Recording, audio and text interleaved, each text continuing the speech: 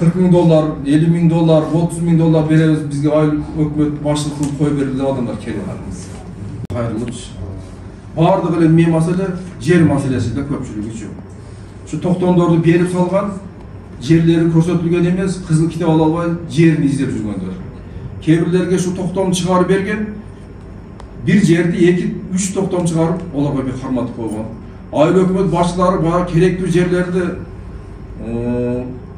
эми кол астында деп баягыда кылып тууган уруктарына же болбосо бир акча каражатка сатып берип, бүгүнкү күндө ошондой жерлердин да кайтарып отурат. Мына араңарда мына Төлөкөн айылдын өкмөтүндөгү мына жаш бала отурат, өткөндө келип кеткен мага.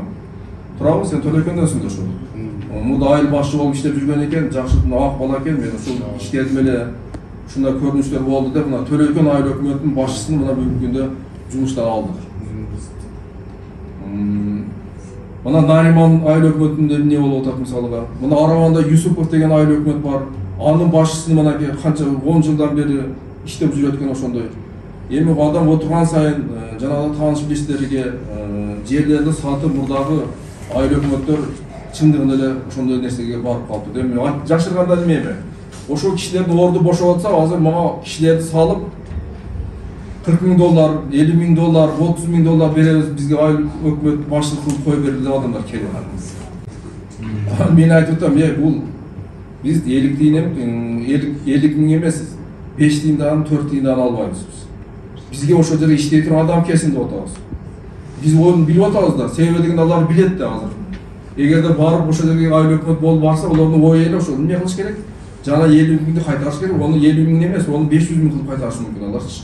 Алардын ою ушу мурдагыдай жер сатмай да. Азыр ол жерге мындай тыюу салып, азыр көзөмөлгө алганда алар билбей жатат окшойт менимче. Мына ошондуктан бул жагынан андай болобуз. Ошондуктан айыл өкмөттөргө боло турган кадрларды дагы азыр мына резервге деп койду, азыр резервден карап атабыз, конкурс өткөзүп атабыз. Ошол тажрыйбасы бар. Биз ошолор менен сүйлөшүп, маектешип, ушундай тартипке кыла аласыңбы? Ошол жерди көтөрө аласыңбы?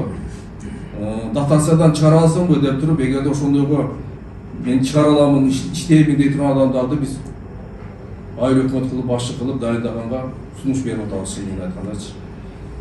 Анан кийин эми араңыздарда боло турган болсо, мисалга сиздер дагы эгерде ушул иштейм дей турган болсоңуздар, келиңиздер, ошол жанагы мамлекеттик кадровый службадан өтүңүздөр, ошол жерде конкурстар болуп атат, ошого катышыңыздар, резервге өткөндөн кийин келиңиздер, силердин ичиңиздерден дагы карап бергенге биз даярбыз, иштешкенгечи.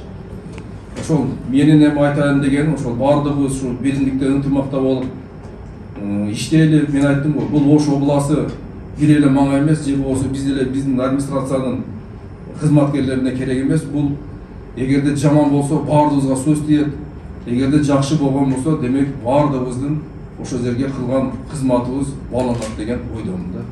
Туурабы? Ошондуктан келиңиздер чогуу иштешели.